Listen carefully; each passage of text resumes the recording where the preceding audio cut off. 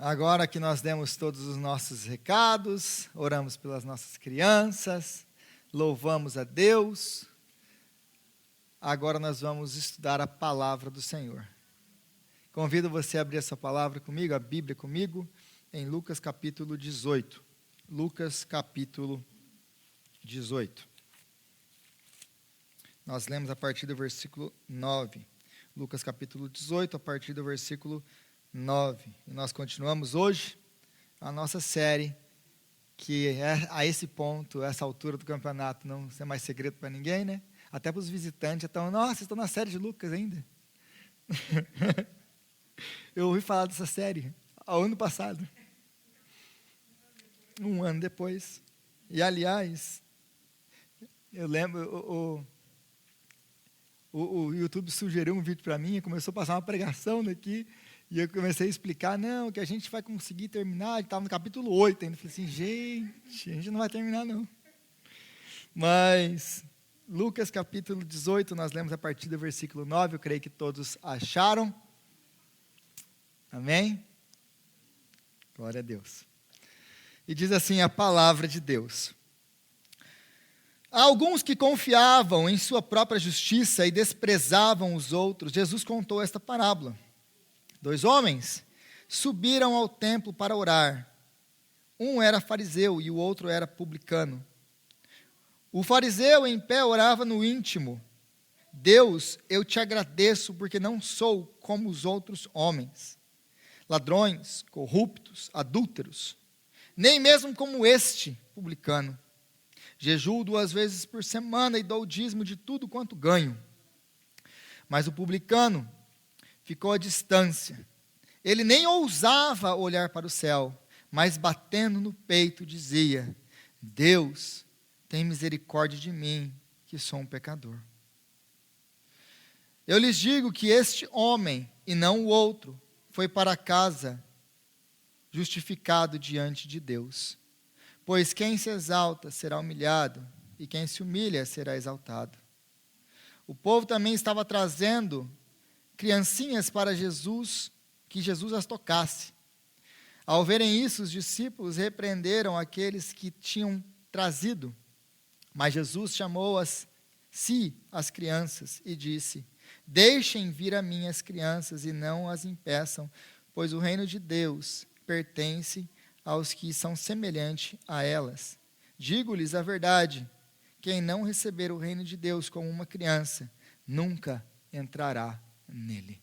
Palavra de Deus. Senhor, nós te agradecemos, Pai, pela sua palavra, que é viva, verdadeira e transformadora. Agora pedimos a Ti que o Senhor venha falar conosco através da sua palavra.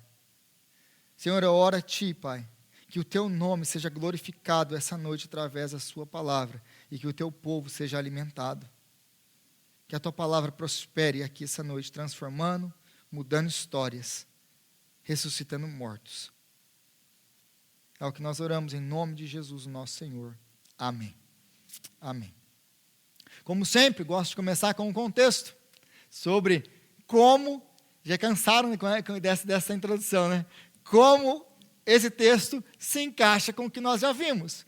Como esse texto se encaixa com aquilo que nós acabamos de ver na última semana.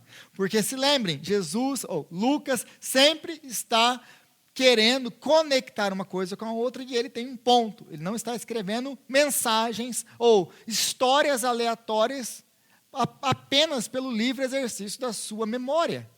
Ele não foi coletando dados e colocou tudo junto ali. Agora é isso aqui que deu. Não, ele tem um propósito. Ele tem um propósito.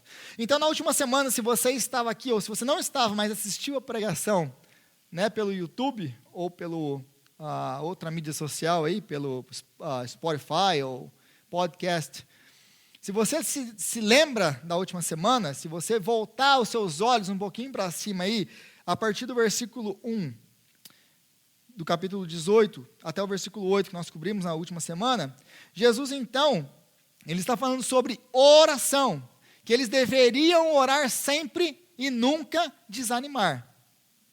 E no final, a gente vê a razão, o motivo pelo qual eles deveriam orar sempre sem desanimar. Qual é o motivo? Por justiça, pelo reino de Deus. Eles deveriam continuar esperando com fidelidade o reino de Deus. Então ele fala sobre oração e sobre justiça, ou a palavra grega aí dikaio, que é justificação. Então todas essas palavras estão conectadas com o senso de justiça ou justificação. Agora Jesus ele vai demonstrar como alguém justificado, como é alguém justificado diante de Deus. O que é essa justiça? O que é isso que ele está nos ensinando a orar por? O que é estar justificado diante de Deus? O que é buscar a justiça de Deus? E como que essa pessoa que foi justificada ora? E como nós podemos ser justificados diante de Deus? Então, a partir do versículo 9 aí, nossa parábola de hoje, Jesus diz assim: alguns que confiavam em sua própria justiça. Alguns que confiavam em sua própria justiça. Infelizmente, talvez essa não seja uma boa tradução do texto original. Porque, não que não seja uma boa tradução, mas os tradutores da NVI tentaram traduzir o quê? A ideia desse texto. Mas talvez uma mais literal, nesse caso aqui, seria melhor, como a Almeida, que diz assim: e disse também esta parábola a uns que confiavam em si mesmos, crendo que eram justos. Então, o que Jesus está querendo dizer aqui é, eles confiam em si mesmos, e a palavra justo aqui está ligada a ser justificado, a estar justo diante de Deus. Diante de Deus eu me apresento, e diante de Deus eu sou declarado justo, santo, sem pecado. Mas como que esses homens se achavam ou declaravam a si mesmos justos? Por causa das suas obras. Aqueles que confiavam em si mesmos. Eles se apresentavam diante de Deus, se declaravam justos diante de Deus. Mas qual é a razão pela qual eles se achavam justos? Pelas suas obras. Eles olhavam para eles mesmos e para as suas obras e eles falavam: eu diante de Deus não devo nada. Nada. É isso que Jesus está falando aqui. Então ele está falando sobre justificação, sobre ser justo, que é o ato legal de estar aprovado diante de Deus. Justificação tem essa ideia de aprovação. Não é uma palavra que a gente usa muito no nosso dia a dia. Mas essa palavra justificado diante de Deus, tem a ideia de aprovação. E muitos de nós pensam: nossa, isso aí é uma palavra arcaica que a gente não usa mais, é só num contexto bíblico. Não, porque se nós pensamos no texto, se nós pensamos nessa palavra, e trocamos agora e usamos, por exemplo, a palavra aprovação, no lugar de justificação, todos nós somos sedentos por aprovação. E existem duas maneiras que você vai ter aprovação. Ou você vai ter a aprovação dos homens, e vai viver buscando a aprovação dos homens. Ou você vai ter a aprovação de Deus. O problema da aprovação dos homens é essa, que você vai buscar a aprovação dos homens, mas você nunca vai ter a completa aprovação dos homens. E dentro de você vai ter sempre essa sede por aprovação, insaciável. Porque você nunca tem a certeza de que você está aprovado. Então você vai fazendo coisas para que essa aprovação chegue. Mas ela nunca chega. Porque esse senso nunca vai embora. Porque não existe segurança na aprovação dos outros ou na aprovação de mim mesmo. Porque muitas vezes a gente quer se aprovar. Agora, nós só somos justificados, aprovados e saciamos esse senso de aprovação que nós buscamos nos outros, quando? Quando ele vem de Deus. Da onde que vem isso? Gênesis capítulo 3. Porque antes da queda, Adão e Eva andavam nus diante de Deus. A aprovação que eles tinham de Deus era tal e completa que eles não precisavam de outra aprovação e que eles não tinham vergonha. Eles eram satisfeitos, eles eram felizes, porque eles tinham a completa aprovação de Deus. Uma vez que eles desobedecem a Deus, vem então essa vergonha, essa falta de justiça, essa falta de aprovação, que agora, desde então, nós buscamos uns nos outros ou em coisas. E nunca, nunca nós estamos satisfeitos ou saciados.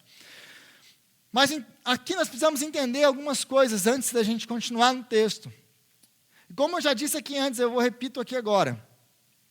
Apesar de termos muitas religiões no mundo, existem apenas dois tipos de religiões no mundo. Só existem 2 tipos de religiões. Se você pegar todas as religiões do mundo, você pode dividir elas em 2. A religião das obras e a religião da graça. As religiões das obras e a religião da graça. Uma vez perguntaram, estava tendo uma discussão em Oxford, e você sabe, discussão às vezes começa a ficar meio acalorado o clima, né? Você já viu algum tipo de debate, né? Fora político, você já viu qualquer tipo de debate, logo a mãe já está envolvida no meio, né? Então, é uma coisa meio que não é muito polite, né? Então, o negócio estava meio acalorado, e aí, C.S. Lewis passando, professor de Oxford, passando, ele pergunta, do que eles estão discutindo, por que eles estão tão nervosos assim? Aí eles estão discutindo qual que é a diferença entre todas as religiões do mundo.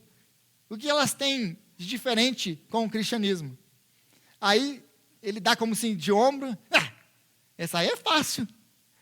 Qual que é a diferença de todas as religiões do mundo e do cristianismo? É essa, a graça. A diferença de todas as religiões do mundo com o cristianismo é essa, a graça. Todas as outras religiões, a salvação acontece por obras. Você é salvo por obras. O slogan é esse, faça de Deus o seu devedor. Em outras palavras, trabalhe, faça, obedeça, dê a Deus aquilo que Ele manda, de forma que Ele tenha que te abençoar. Isso é salvação por obras. Toda vez que você chega e faz alguma coisa para Deus, em busca de ser abençoado, você está buscando em Deus ou a Deus por merecimento. E a única coisa que você vai conseguir diante de Deus por merecimento é o inferno. É o inferno. Porque Deus não deve nada para ninguém. Deus não deve nada para ninguém. Ele só deve uma coisa a pecadores: a sua justiça e a sua ira. Contudo, a outra religião é a graça. E a graça é a única religião onde você é salvo, justificado não pelos seus méritos, mas pelos méritos de outro, Cristo. Cristo. Agora, qual que é a diferença das duas em termos práticos? A religião das obras, quando você faz aquilo que você tem que fazer, isso vai te levar ao quê? Ao orgulho, à soberba, a olhar as pessoas de baixo para cima, como o texto está nos ensinando aqui sobre o fariseu. Porque ele se acha justo, ele se acha bom, ele se acha a pessoa que observa toda a lei de Deus, que obedece impecavelmente. Aí ele entra dentro do templo e olha alguém como um publicano, ele mede de baixo para cima e pensa, esse aí não é como eu. Então a religião das obras, seja lá qual for ela, quando você cumpre com aquilo que ela demanda, isso vai te levar ao quê? Ao orgulho, à arrogância. Mas por um outro lado, se você não cumpre com aquilo que ela manda, você vai viver debaixo do jugo da religião. Porque você sabe que você nunca alcança o padrão dela. Então você vai viver debaixo de uma opressão, do medo da religião, do medo de Deus. Contudo, não é assim no cristianismo, não é assim na religião da graça. Porque pela graça, nós sabemos que apesar de quem nós somos salvos. Apesar de quem eu sou. Eu não mereço, eu não alcanço, eu não consigo. Mas o mérito não está em mim. A segurança de que eu estou salvo, de que eu estou justificado, não está em mim. O mérito é dele. É ele que me segura pela mão e não me solta.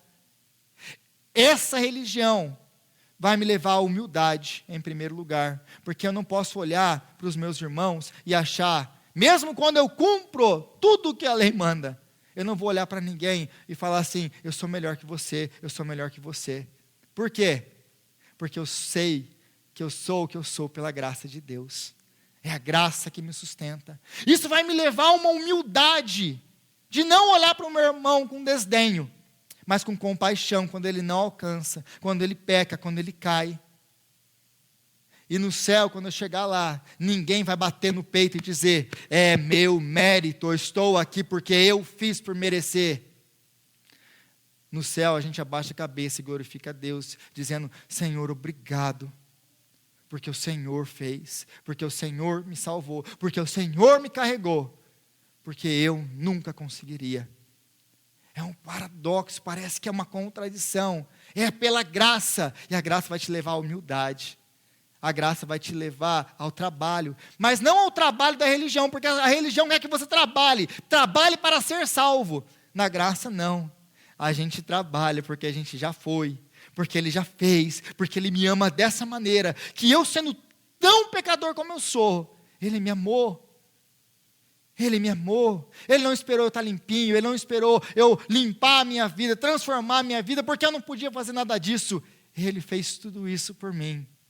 Agora não tem nada mais que eu queira, a não ser andar com esse Senhor, viver para a glória dEle e trabalhar para Ele, sem peso, sem forçação. Eu não tenho que, eu vou por amor.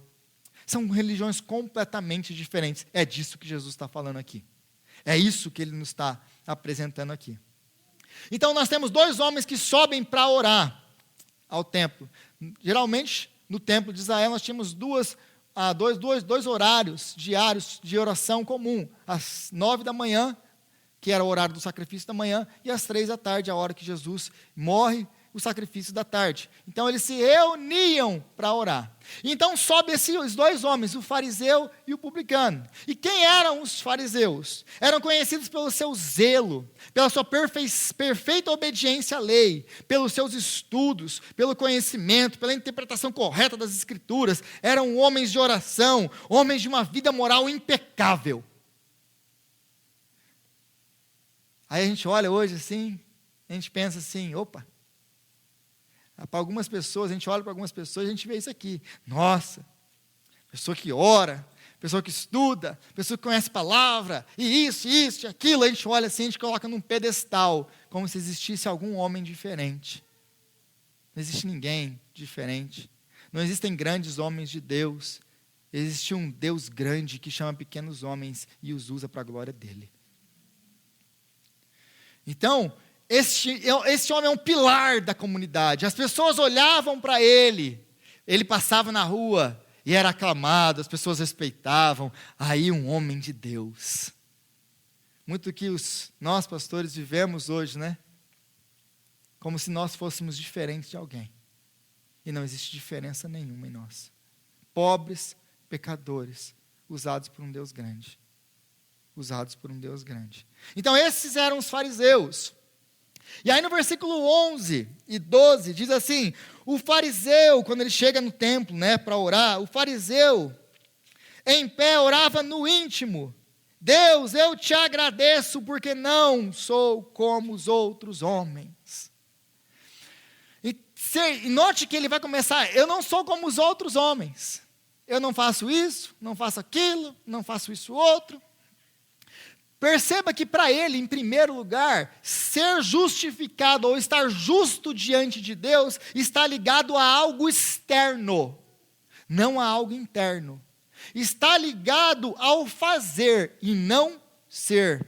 Se você lembra de alguns domingos passados, nós falamos sobre o fazer e o ser. Jesus está preocupado com o nosso ser, porque o fazer é consequência do ser. Então, Jesus não está preocupado com o externo, e esse fariseu, a única coisa que ele se preocupa é com o externo, porque para ele, estar justificado diante de Deus, são coisas externas que você tem que fazer. É por isso, aliás, que eles têm tanto zelo pela lei, porque se eu sou salvo pela lei, se eu sou salvo por aquilo que a lei manda eu fazer, eu tenho que saber cada coisa exatamente, o que exatamente eu tenho que fazer, porque se eu não fizer, eu estou condenado. Então, o que me dirige é o medo. Eu quero fazer porque eu dependo da lei. Então é por isso que eles aumentavam, por exemplo, a lei do sábado, que tinha mais um monte de outras regulamentações que não estão no Antigo Testamento. eles iam aumentando. Para quê? Porque se eu tenho que ser salvo, mas e isso? Não, mas se eu posso... Tá, mas o que é considerado trabalho no sábado? Andar 100 metros é trabalho? Não, 100 metros não. Mais de 200 metros? Não, 200 metros também não. Mais de 300 metros? Acho que 300 metros é. Então eu tenho que saber exatamente, não é apenas guarda o sábado, porque o Senhor descansou no sábado. Santifica o sábado. Não, não é apenas isso. Não, eu tenho que saber exatamente o que é esse negócio de guardar o sábado. Então eles começam a aumentar a lei, para saber exatamente o que eu tenho que fazer. Por quê? Porque a minha justificação depende disso. Então eu tenho que saber exatamente o que eu tenho que fazer. É por isso que eles querem, e é por isso que eles têm tantas outras leis. Porque justificação está ligado com o fazer, com algo externo. Eles não se preocupam com o que está interno. É por isso que Jesus os chama de sepulcro caiado. O que é isso? Por fora está bonito, por dentro está o quê? Morto. Morto. É isso que Jesus, então, os chama. E aqui, outra coisa que nós temos que entender deles é isso. Então, se eles estão se preocupados com o fazer, com o externo, por que eles estão tão preocupados com isso, fora serem justificados? Porque eles querem forçar a mão de Deus a te abençoar. Não, eu obedeço, Deus tem que me abençoar, porque eu obedeço a Deus. Eu obedeço a Deus. Então Ele vai ter que me abençoar. Em outras palavras, aquilo de novo. A religião das obras. Torne Deus o seu devedor. Viva de maneira que Deus tem que te abençoar. É assim que eles viviam. É assim que eles viviam. Aí, no versículo 11 ainda, se você vê a NVI, ela traduz esse texto do grego assim, o fariseu em pé orava no íntimo. Mas quando a gente vê ali, outra tradução seria a mais apropriada para o que, ou mais próxima do texto original no grego, seria esta. O fariseu orava de si e para si. Ele orava de si e para si, porque no texto original é isso que ele quer dizer. Ele orava dele para ele mesmo. E por que essa tradução não é melhor? Por causa do resto do que Jesus nos conta. Por causa do resto que Jesus nos conta. Porque note que ele vai fazer 3 coisas na sua oração. Ele começa agradecendo. Ele começa como um salmo de louvor, que nós temos um monte no Antigo Testamento. Deus, eu te agradeço por... Aí o que a gente espera quando você vai agradecer a Deus? Quando você escreve uma nota de agradecimento a alguém, o que você escreve? Eu te agradeço por tudo aquilo que você fez, pelas suas generosas doações, e etc, etc. E você vai elogiando a pessoa. Note que a única referência que ele tem na oração dele a Deus é essa. Deus, eu te agradeço por... E se eu posso parafrasear o que ele está querendo dizer, eu coloquei atrás em aspas. Deus, muito obrigado porque eu sou maravilhoso. Muito obrigado, Deus, porque eu sou muito bom. Obrigado, Senhor, porque eu sou especial demais. Deus, obrigado por ter me feito tão especial, perfeito e maravilhoso como eu sou. É quase essa a oração dele. É por isso que a melhor tradução, é por isso que no grego Jesus fala exatamente isso. Ele orava de si para si. Por quê? Ele está orando a Deus? Ele está orando para ele mesmo. Ele está se vangloriando, ele está se agradecendo, ele está se exaltando a si mesmo. Porque se você notar a oração dele, se você tiver com a sua Bíblia aberta aí de novo, então ele orava no íntimo, Deus, eu te agradeço porque não sou como os outros homens. E como são os outros homens? Adúlteros, ladrões, corruptos. Esses são os outros homens. Então, ele começa essa oração em forma de gratidão e começa a se gloriar por tudo. Ele não agradece a Deus. Deus, obrigado, porque o Senhor me fez assim. Agora eu tenho, o pecado que eu amava antes, eu já não amo mais. As pessoas que antes eu não me importava, agora eu as amo. Eu era mesquinho, ganancioso, agora eu sou uma pessoa generosa. Deus, obrigado, porque o Senhor tem me transformado de dentro para fora. Oh, Senhor, obrigado, porque essa obra interna só o Senhor pode fazer por mim. É isso que ele faz? Está longe disso. Está longe disso. Então ele começa como gratidão, mas no final quem que ele está agradecendo? A ele mesmo. Deus, obrigado, porque eu sou o cara. Eu sou o cara. A segunda coisa que ele faz, o fariseu acha que Deus deve a ele. Note que ele não pede nada para Deus. Ele não pede nada. E a gente na terça-feira aqui, essa aqui é uma coisa mais interna para quem está na terça-feira aqui, porque a Marina, gente, não tem uma terça-feira que ela não tem uma lista. E glória a Deus por isso. Porque tem um monte de gente na terça-feira aqui que não tem pedido de oração, quando a gente abre para os pedidos de oração. E Deus, eu não tenho, hoje eu só quero agradecer, só quero agradecer. Cadê o Enio? O Enio não está aqui hoje não, né? O Benção lá, o Benção não está aqui. O Enio só vem aqui terça-feira após terça-feira agradecer pela vida da Flávia, pela esposa maravilhosa que Deus me deu. Mas diferente dos nossos irmãos na terça-feira, que não têm motivos de pedido a Deus, porque são gratos demais por tudo que Ele já tem feito, porque esse é o coração deles, dos meus irmãos. Esse homem, ele não tem pedido nenhum a Deus, por quê?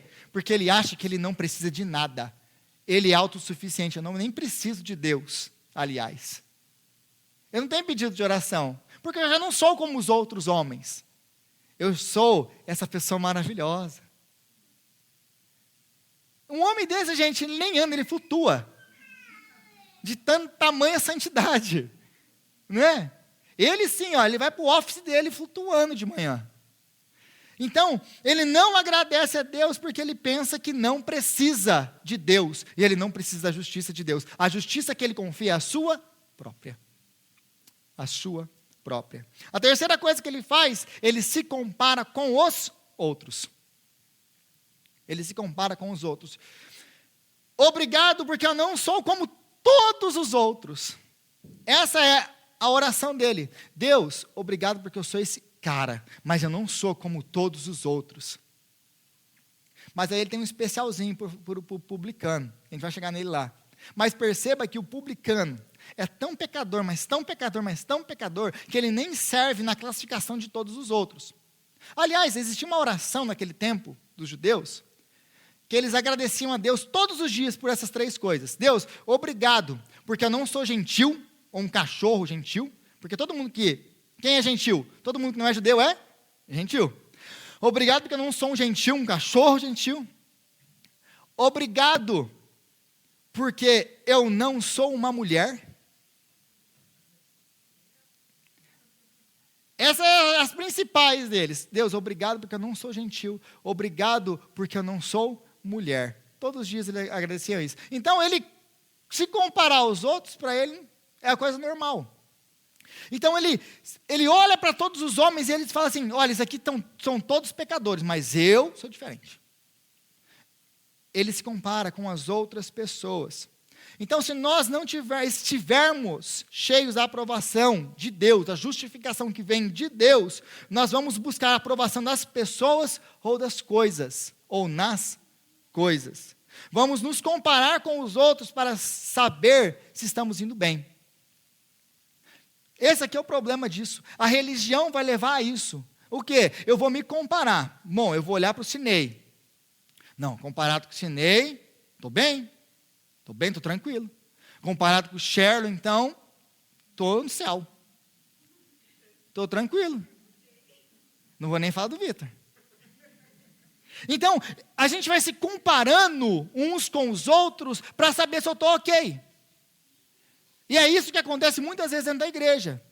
Eu vou na igreja, dou meu dízimo, eu até ajudo ali no louvor, faço alguma coisinha na igreja, estou servindo lanche, cuidando das crianças, mexo na mesa de som, faço isso e aquilo. Aí eu olho para o meu irmão do lado, mas isso aí não faz nada. Não, então Deus tem que me abençoar. Por quê? Porque eu trabalho. Porque a gente pensa que isso aqui, gente, é só no judaísmo e nos fariseus. Isso aqui acontece demais dentro da igreja. Aí eu começo a me comparar uns com os outros e nos compararmos uns com os outros para ver se eu sou melhor do que você, para conseguir a aprovação que eu tanto desejo, de que eu sou melhor que você. Pelo menos eu sou melhor do que o Sherlon. Se tudo der errado, pelo menos eu sou melhor que ele. Só que qual que é o problema disso? qual que é a nossa base de comparação? A nossa base de comparação não é o Shernon, não é o Cinei, não é o Rodrigo. A nossa base de comparação é Cristo. Comparado a Cristo, quem você é, meu irmão, a minha irmã? Comparado com o nosso Senhor Jesus Cristo, quem é você? Pó e cinza. Pó e cinza.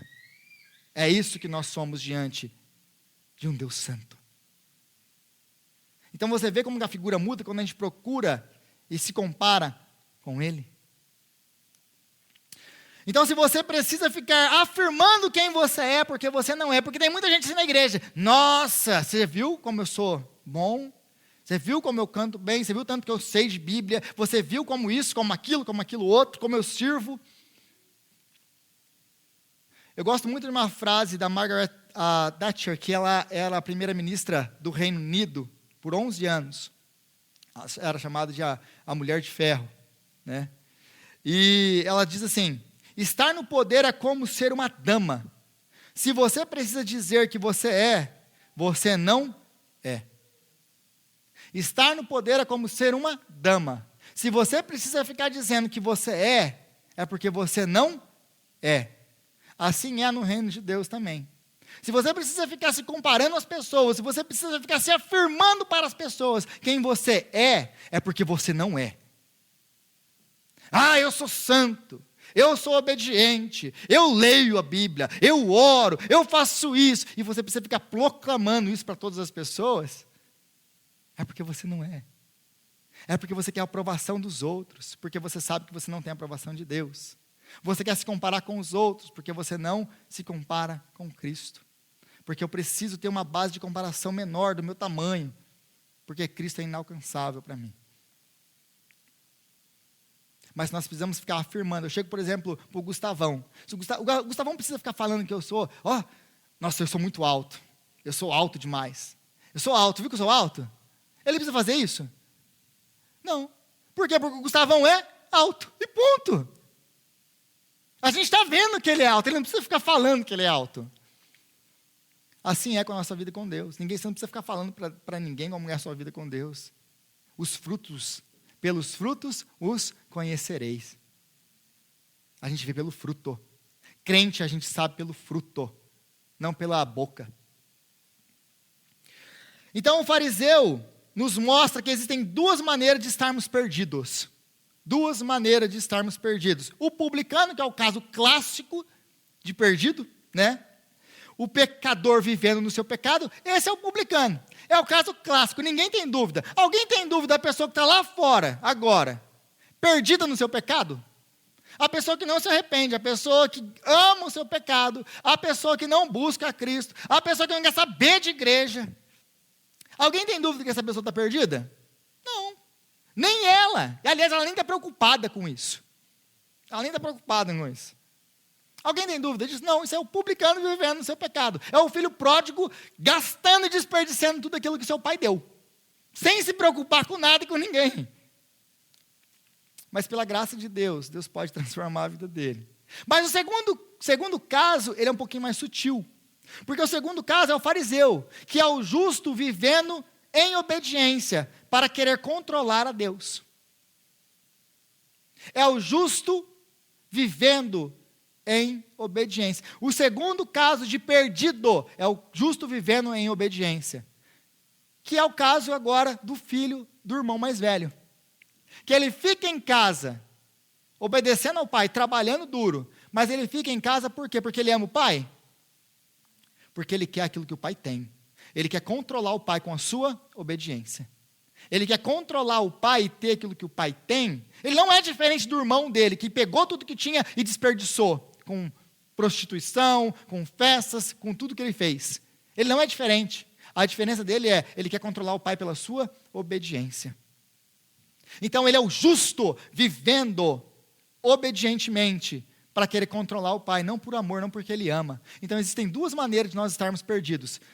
Vivendo no nosso pecado, ignorando a Deus, ou obedecendo a Deus, vivendo para Deus. Mas no final nós estamos vivendo para nós mesmos. Isso aqui é muito sutil. Porque disso aqui a igreja está cheia. Aí nós temos no versículo 13 o publicano. E aí, esse publicano, no versículo 13, diz assim: mas o publicano ficou à distância e ele nem ousava olhar para o céu, mas batendo no peito dizia: Deus, tem misericórdia de mim, que sou pecador. Esse homem, ele chega, ele sobe junto com o fariseu. Ninguém quer ele lá, porque todo mundo sabe quem ele é. E quem que é o publicano? O publicano, eles eram os piores dos piores, como o texto já nos mostrou aqui. Deus, obrigado porque eu não sou como todos os outros homens. Especialmente, eu não sou como esse publicano. Porque isso aqui é escória, isso aqui não vale nada, isso aqui é o pior do pior. Se tem uma casta que não vale nada, é isso aqui, Deus. E para você, isso aqui a gente precisa entender, meus irmãos. Por quê? Porque senão você não entende a radicalidade do texto. Jesus está falando, no final de tudo isso aqui, que o fariseu, o ícone da sociedade, o pilar da sociedade, o homem justo, o homem santo, o homem que conhece Deus, que interpreta a palavra, que ora, que busca, que obedece, que faz tudo certinho, ele não é salvo, ele não é justo. E a escória, o pior de todos os homens, aqueles que nem judeus normais queriam se relacionar, que a sua própria família o colocava para fora. Se você fosse publicano, o que é um publicano, aliás? O publicano, ele era cobrador de impostos para Roma.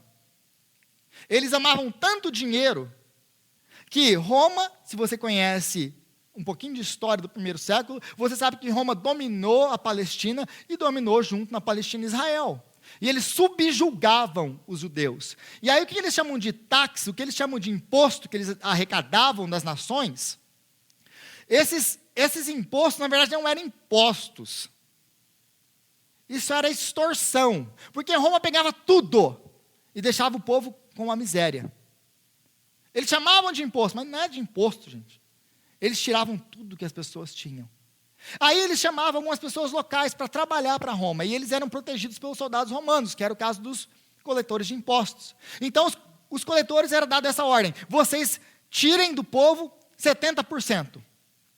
O que você tirar mais do que isso é seu. A gente quer essa parte. O que tirar mais, você pode tirar o quanto você quiser, mas a gente quer a nossa parte. Então, o que eles tiravam do povo? Tudo. Tudo. Então eles eram do povo de Deus, o povo da aliança com Deus, e o povo que ignorava Deus e ignorava o seu próprio povo, que extorquia o seu próprio povo. Você consegue entender isso?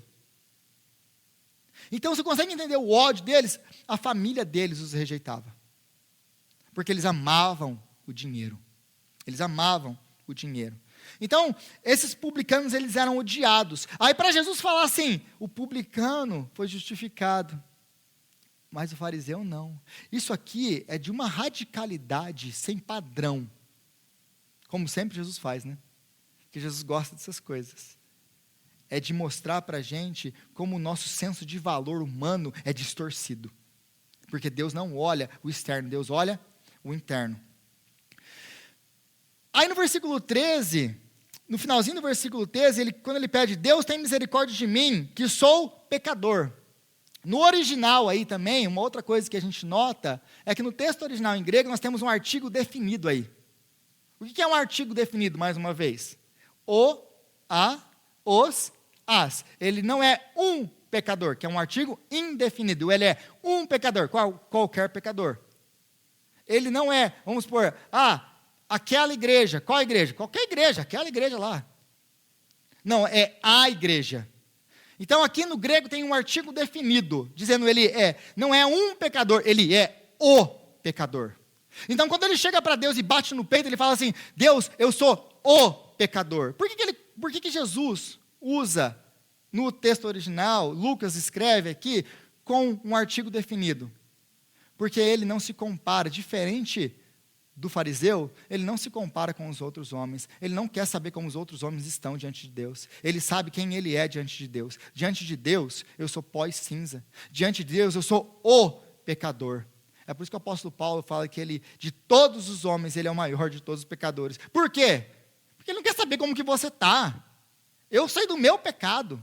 Então a primeira coisa que ele faz aqui, ele não se compara com ninguém. Ele não se compara com ninguém, para saber se você, comparado com ele eu estou melhor, comparado com aquele eu estou pior. Não, ele sabe quem ele é o pecador que precisa da graça de Deus. Então, ele se arrepende pelo ser e não pelo fazer. Em nenhum momento aqui você vê o publicano fazendo isso aqui. Deus, me perdoa. Por quê? Porque eu sou um coletor de impostos. Porque eu extorqui o povo, porque eu fiz isso, porque eu fiz aquilo. Ele, em nenhum momento ele fala, e ele pede perdão a Deus por aquilo que ele faz. Ele pede perdão por quem ele é. E essa é a diferença dele e do fariseu. O fariseu está preocupado, mais uma vez, com o externo. Para ele, pecado é aquilo que está fora. Mas esse publicano que entende uma coisa. O que ele faz porque internamente ele está destruído, internamente ele está distorcido, internamente ele é um pecador. As suas ações revelam quem ele é por dentro. Então, ele não pede perdão a Deus por aquilo que ele faz, ele pede perdão a Deus por quem ele é. Isso aqui é muito importante, porque Jesus está falando isso desde o capítulo 9. Que a importância é quem nós somos por dentro.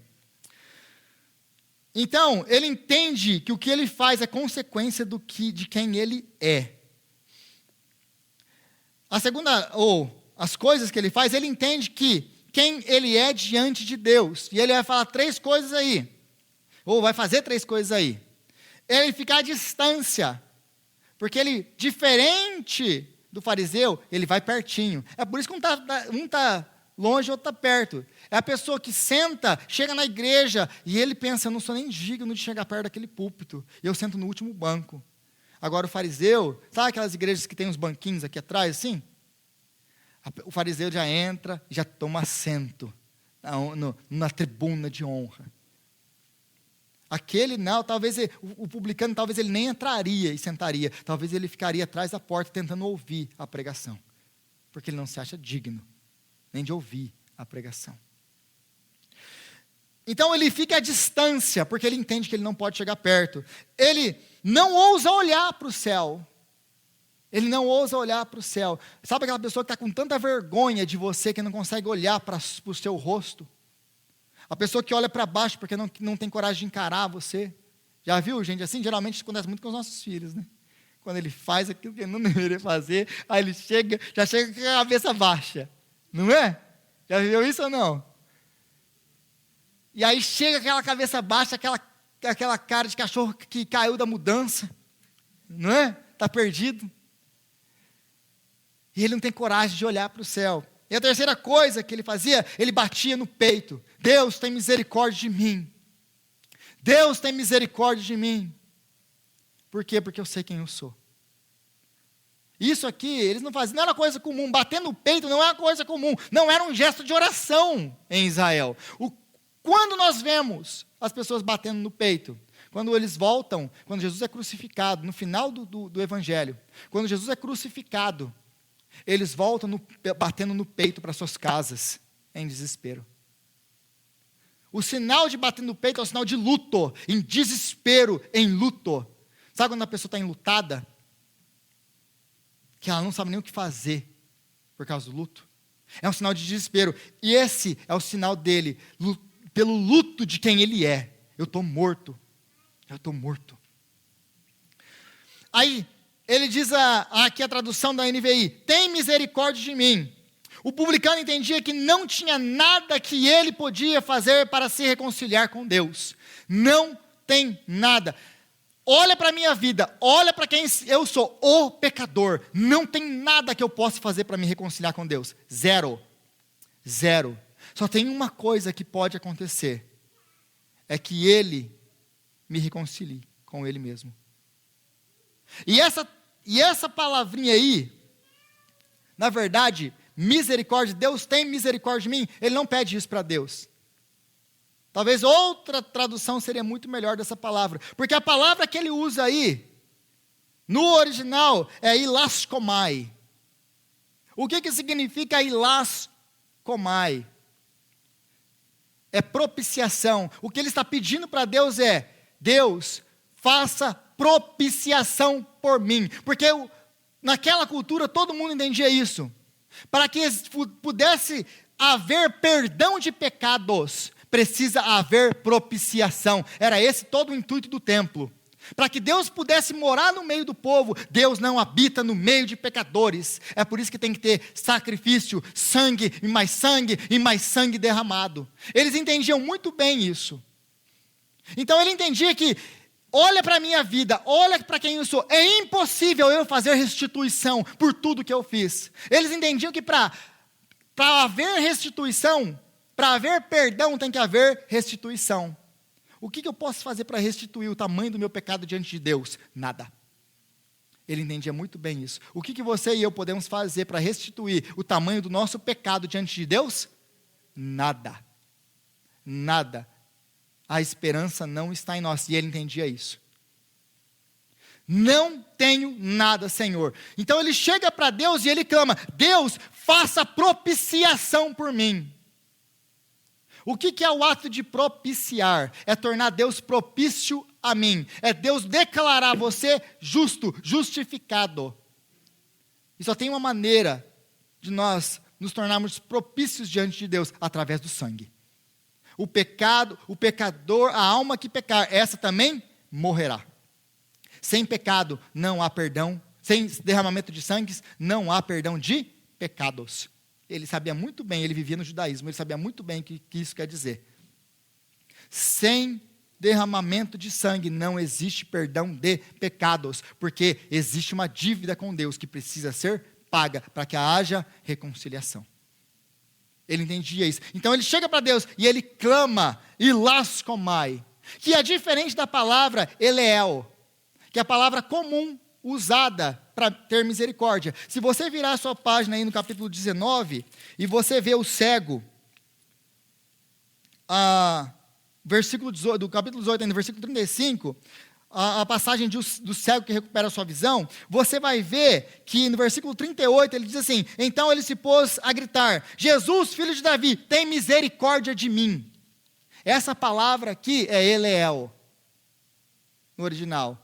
É misericórdia. Então a palavra comum para misericórdia é eleel, não ilascomai. Aliás, ilascomai aparece 2 vezes só no Novo Testamento.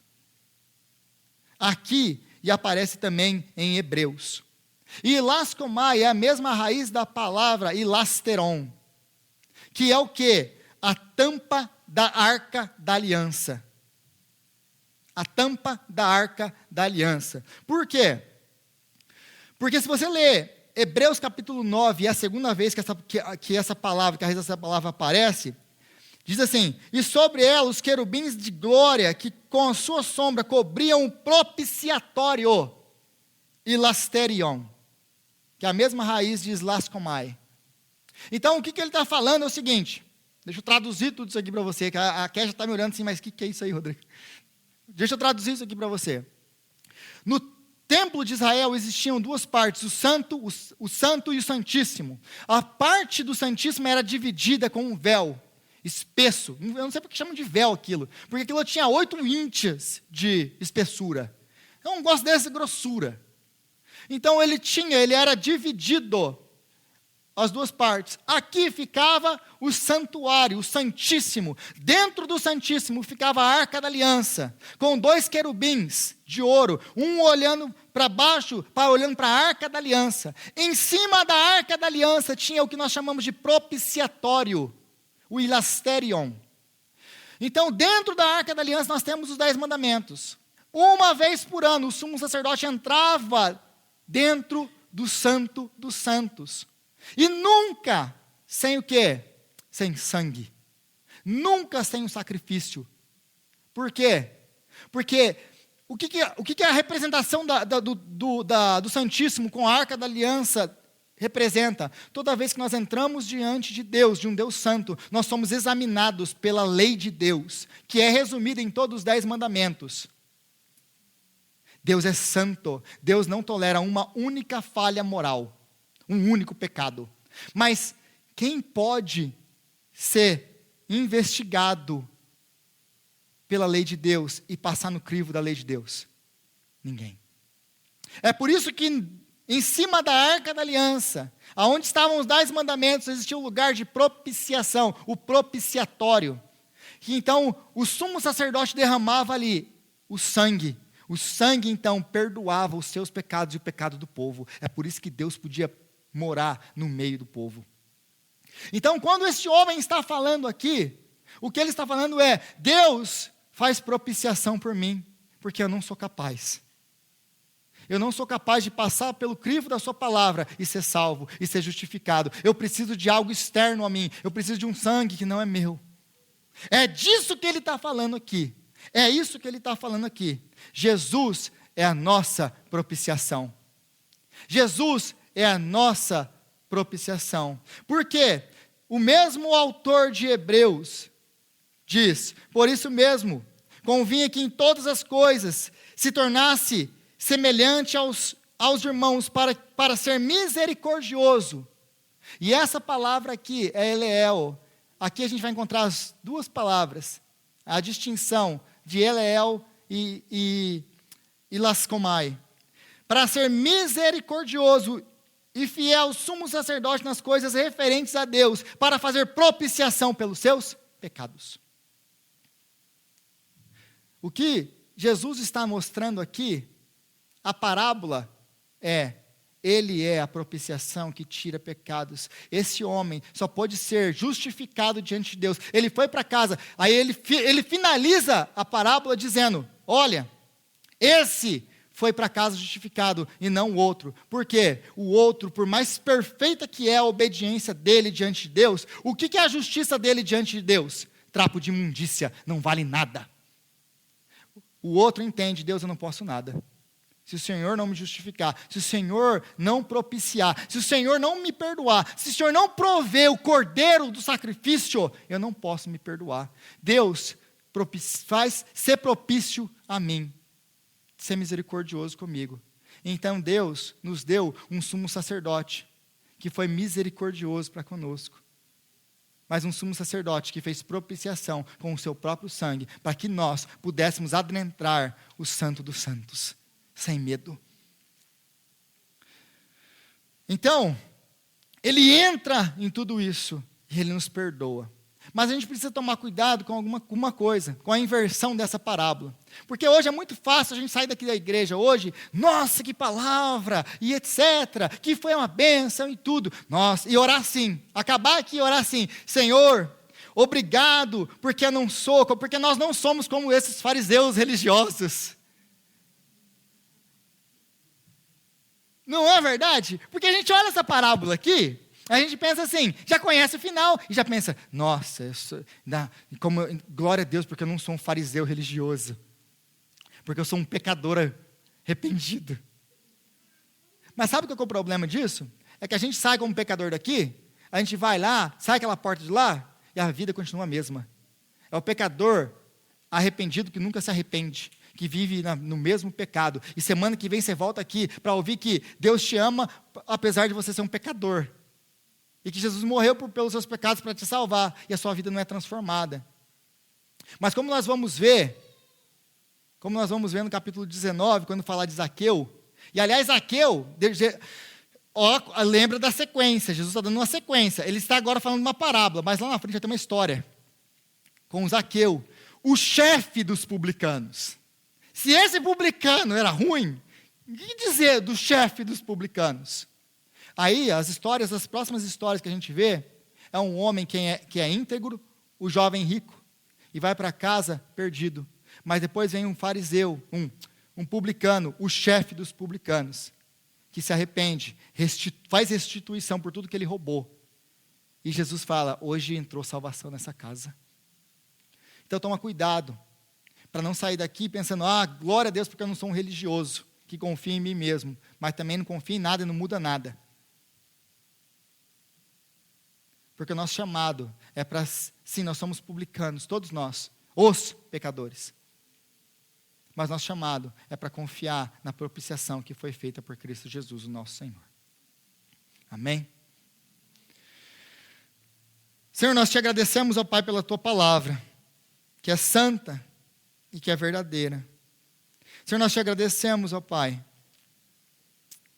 porque o Senhor nos abre os nossos olhos, porque é tão fácil para nós, Pai, vivermos como esse fariseu, nos justificando, olhando para as nossas boas obras e achando que nós somos merecedores de alguma coisa. Deus tem misericórdia de nós todas as vezes que nós vivemos assim. Mas te louvamos, ó Pai, porque como o publicano, nós entendemos que não é a nossa justiça, que não é a nossa força, que não existe nada em nós. Que se o Senhor não fizer propiciação por nós, ô Senhor, o que nós podemos fazer diante de um Deus santo? Mas obrigado, Senhor, porque na sua imensa graça, o Senhor enviou o seu Filho, o Senhor enviou Cristo para ser propiciação no nosso lugar, para nos salvar, para nos perdoar. É o que nós te louvamos e é o que nós agradecemos, no nome do nosso Senhor Jesus Cristo. Amém.